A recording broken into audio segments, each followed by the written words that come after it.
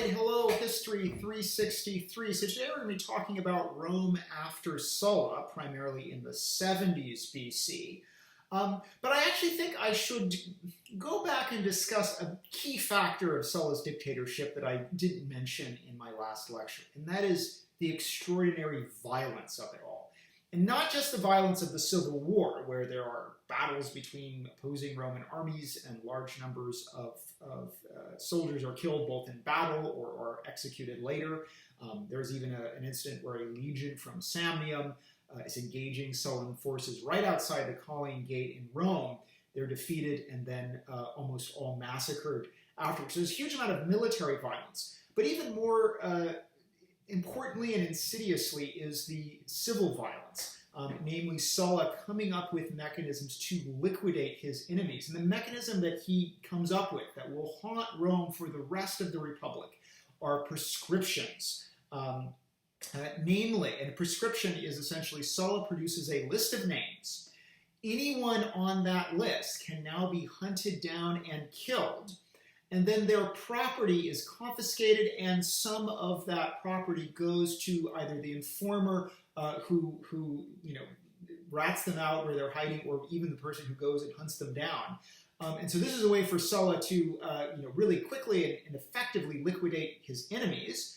It allows him to fund his armies because he's raising huge armies and needs a mechanism to fund them. It also allows him, and indeed it also provides him with land that he can then use to settle his veterans. And Sulla engages in a lot of big veteran settlements in Etruria and Campania.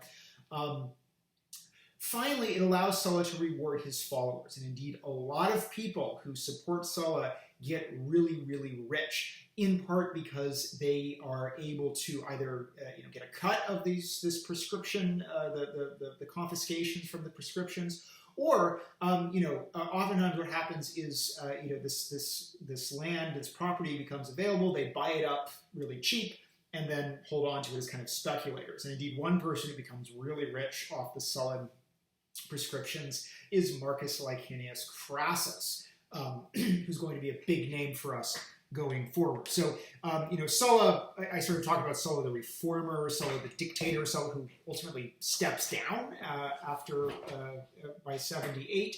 But Sulla is also someone who inflicts a huge amount of violence along the way, killing hundreds and even thousands of perceived opponents in order to confiscate their property.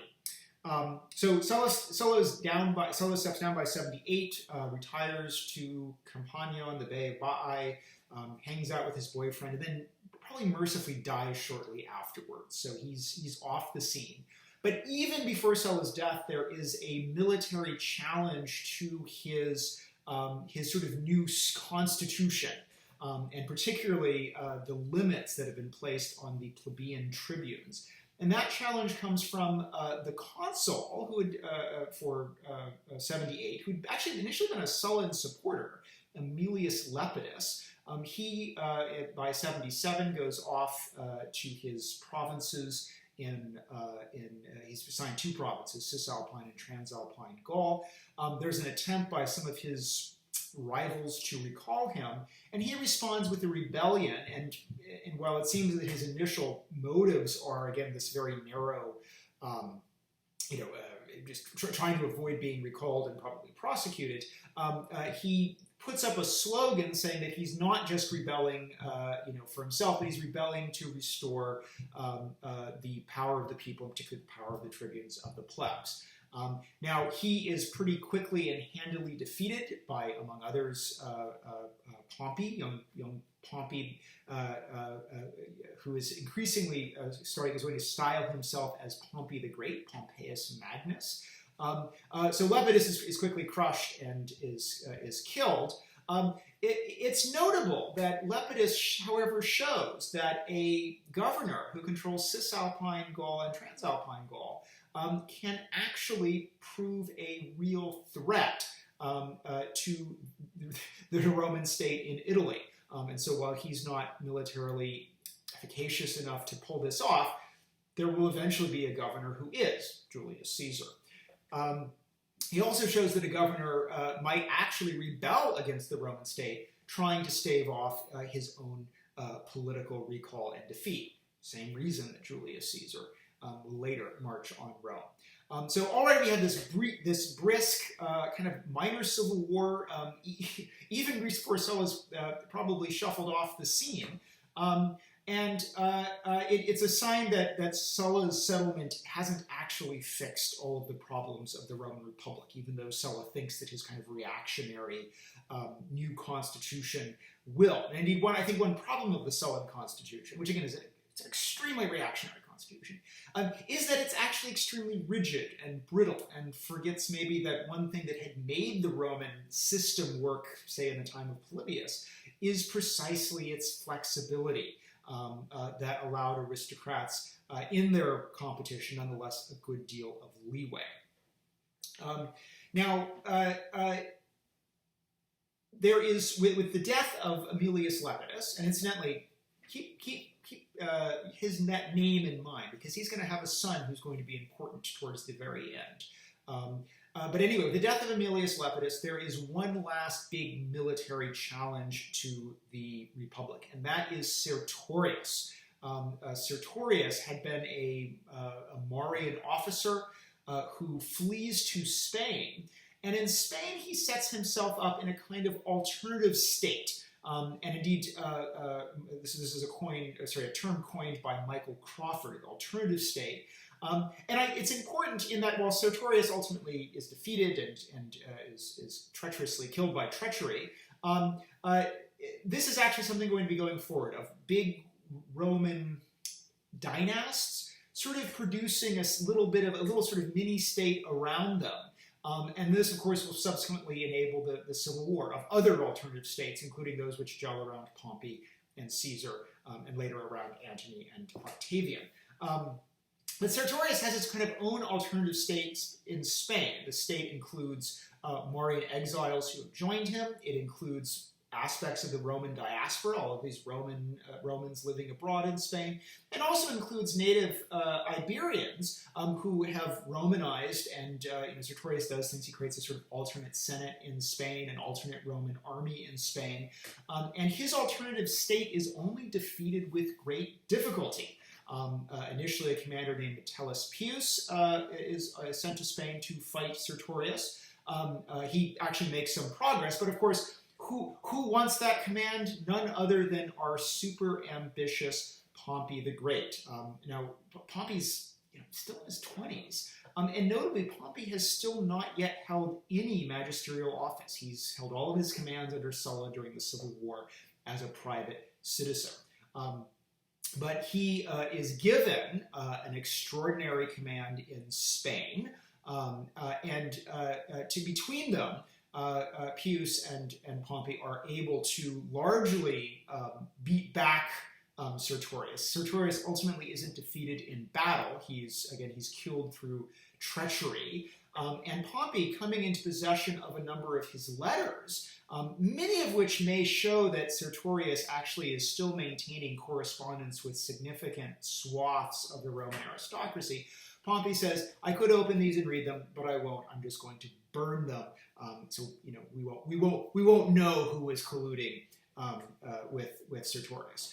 So this defeat finally takes place in the late 70s by 71 BC. But that said, there is while this is happening, while most of the Roman forces are either deployed in Spain or are deployed against Mithridates, because the Mithridatic War has flared up again. Therefore, this means that most Roman troops are either in the east or in the west. A gladiatorial revolt breaks out in Italy. This is the Spartacus revolt. This catches the Romans badly off guard. I mean, this is a gladiatorial revolt which turned into a broader slave revolt in Italy. Shouldn't be too much of a problem for the Romans. But again, most of their standing troops are elsewhere. Most of their best generals are elsewhere. And therefore, the forces sent to deal with Spartacus suffer a series of humiliating defeats. So the revolt breaks out in 73. Spartacus and his growing army of freed slaves actually move up and down the Italian peninsula. And finally, the commander who is selected to deal with Spartacus, probably as praetor-elect, is Marcus Licinius Crassus, who, again, up till now has not really been known as a military figure. I mean, he's not like Pompey. Excuse me. Rather, he's actually been known as a money guy. He's made a ton of money off of the prescriptions. He's also famously has a racket where he has a fire brigade and private fire brigade, essentially slaves. Their technology is probably both just sort of bucket lines and also there are hooks to sort of pull down burning parts of the building. Anyway, he has a fire brigade, but it's not a brigade that it doesn't work the way you would think it would work. Essentially, what happens is, let's say your house is on fire. You're outside your house, like, oh my gosh, my house is on fire. Up comes Crassus's fire brigade, and you say, oh, thank goodness, Crassus, put the fire out of my house. I'll pay if you extinguish the fire. Crassus says, no. Your house is depreciating rapidly.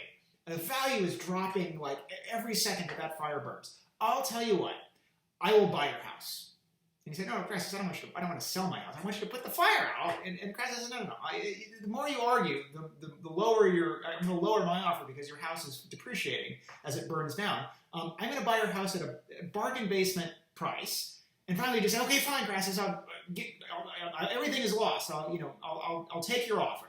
And then having Crassus, once he does that, he sends his brigade in. They put out the fire, and then Crassus keeps what's left, which he's gotten, for a steal, does a little, redevelopment, and then so Crassus also uses this to be kind of a slum lord, owning huge amounts of, earning, more property in Rome. So that's Crassus. He's not necessarily someone that is seen as a kind of military genius, but he does rally the Roman armies. He successfully finally defeats Spartacus in battle, where Spartacus is killed. At this point, Pompey, who's back from Spain and really wants another command, Pompey helps in the mopping up exercise. Famously, some 6,000 of the survivors of the revolt are crucified along the Appian Way as a horrific and grisly warning to other slaves. Then we have the situation that outside the city of Rome are two generals who don't seem to really like each other all that much, both with their armies, and there are fears that these two generals might just have a civil war right there and then. And to everyone's surprise, instead they announce that Pompey says, I'm going to run for consul, and Crassus is going to be my call. There may even be some kind of secret bargain. And so in 70, the two consuls for 70 BC are therefore going to be Pompey and Crassus.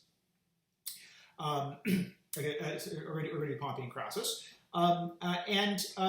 Interestingly enough, one of the key platforms that they run on and then pursue is really restoring some of the power, basically undoing some of the key aspects of the Sullan reforms. Now, I should note, one key aspect of the Sullan reform is already undone in 73 BC, and that is the resumption of subsidized grain purchases. So this probably basically restores the old Lex Sempronia, the law of Gaius Gracchus. Sulla had suspended it, but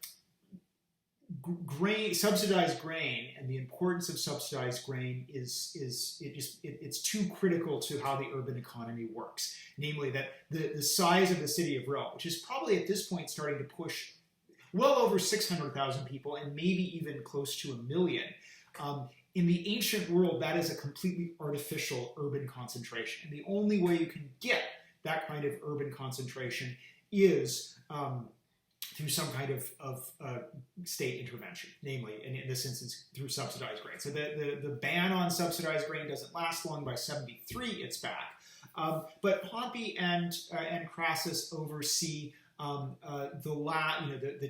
return of two big issues. One, the restoration of the rights of the tribunes of the plebs, who are, again, now allowed to go up the cursus honorum, become members of the Senate, and most importantly, tribunes of the plebs are regain their right to propose legislation. And as we'll see, for Pompey in particular, this is going to be important going forward. He's had this amazing career where the first office that he's elected to is the consulship. But he also continues to want commands. He's already thinking about the commands that he wants after the consulship.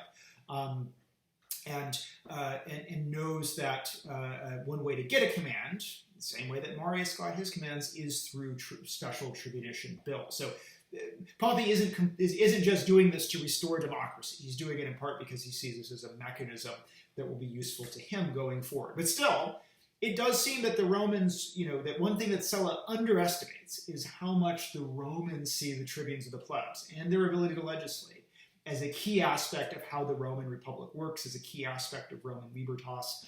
And so this restoration is very, very popular. The other thing that Crassus and Pompey oversee, through Lex Aurelia, is the restoration or the return of, basically, actually, more likely, a final solution to this political football of who should run the jury course. Sulla has very clearly said it'll be run by senators, although in a Senate that is somewhat enlarged. At this point, the post-Sullan Senate, that's a reform that sticks, is probably pushing 600 people with the addition of 20 quaestors per year. That had been, so Sulla said, nope, the courts will be run by senators, but Sulla had then expanded the courts. And again, this is a lot of pressure on the senators. They end up spending a lot of their time, even if there's now close to 600 of them, in these trials. So what Pompey and Crassus propose is a compromise that sticks, namely that the courts, the juries on these courts will now be divided up amongst three groups: the senators, the equestrians, and an otherwise poorly attested group of people called the tribuni aerarii, the tribunes of the treasury. As far as we can tell, these were the people back when tributum was collected, who had played a critical role in their tribal officers, who had played a critical role in gathering up the tribune from their tribe. They may have even played a role in kind of forwarding some of the money to the state and then gathering it up, although this is still somewhat disputed. But regardless, these guys are sort of still around, and now they are also included as one of the groups that the jurors will be drawn from. So senators, equestrians, tribuni aerarii, and this actually solves this long-standing problem. It's a compromise that works for everyone, gives equestrians something to do. The tribuni aerarii may be a subset of the equestrians, or people who are very close to equestrian status. It also takes some pressure off the senators. So it's amazingly a compromise that solves a problem that has been, a problem basically that's been there since the creation of these courts in 149 BC.